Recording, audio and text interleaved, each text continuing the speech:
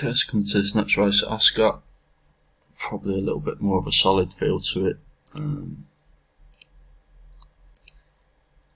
albeit there's still quite a lot of the runners at really big prices, so the trading range on this favourite.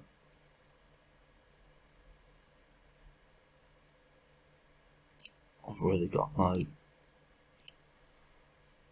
no sort of initial clues. So what's going to stop this coming in? Again, I think, like I said earlier today, that's really the sort of first question that people need to ask themselves in these sort of markets. Well, this one and this one, maybe this one as well, could have an influence, but what have these got to do? Well, they've got to come in, haven't they? They've got a crossover at 6 there, a crossover at 6 there, so they've got to get through that as well as coming in. So there's not anything really built up to stop them coming right through that, but they've still got to understand that it is a crossover point, and it does have an influence. So, stakes wrong there. So I'll start getting prepared for this market and just see if any opportunities do present themselves.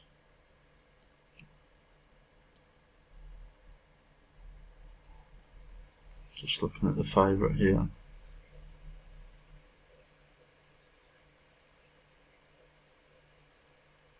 Okay, so he's carrying his head down a little bit there.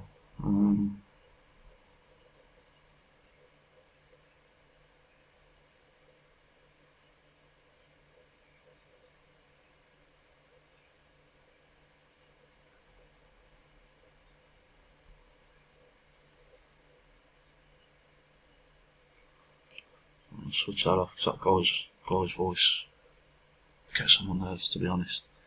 Okay, so you can see quite a bit of lay money here, and this is a decent bit of money starting to build up in this very short sort of range here. So is this money going to stay there?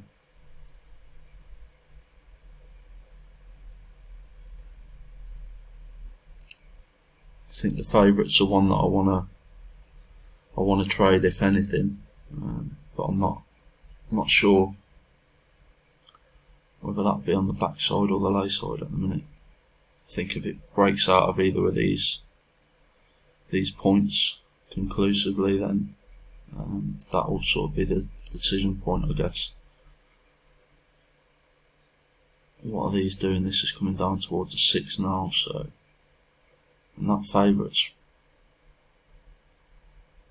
racing around. Yeah, let's get on there and just see. This has broke through the 6, so if this can carry on, then we've got a good chance of getting a bit of a move here. I'm just going to take half my stake out there, and that just gives me a little bit of a buffer zone down to this point. This is going back up towards a 6 again. Can it come back through? This is a bit jumpy. It's come back through again now. It's not solid. It's just taken up a little bit out there. And that might have been being a little over cautious, but it's sat behind as well, so we can always get back into this. This is pushing down. That's come through the 6 again.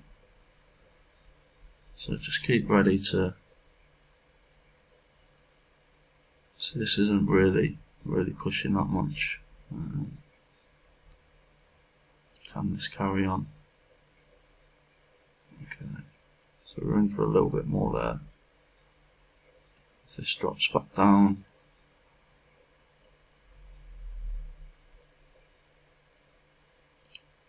so we've got a quid out of that. You know what? Wasn't great. Probably could have made a bit more. have I jumped the gun too soon here? There's still a hell of a lot of lay money.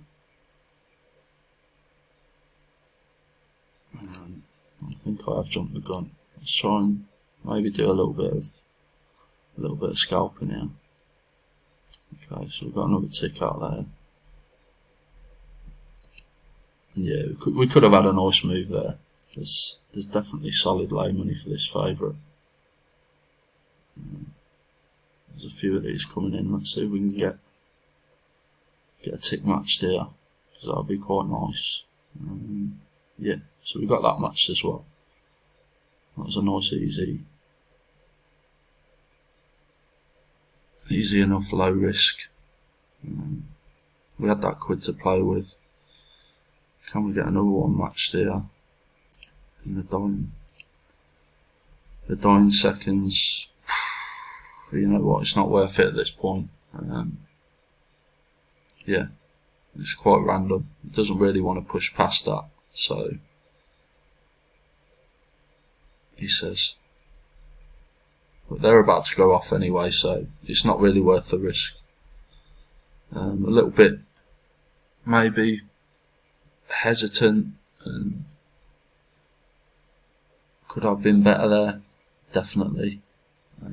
Probably could have managed that a lot better, but it was quite jumpy as well. I think I was probably quite safe in what I was doing, but yeah, I definitely could have done better on that. But I'm happy overall with a couple of quid. And it's just about to go off now, so I'll leave the video there.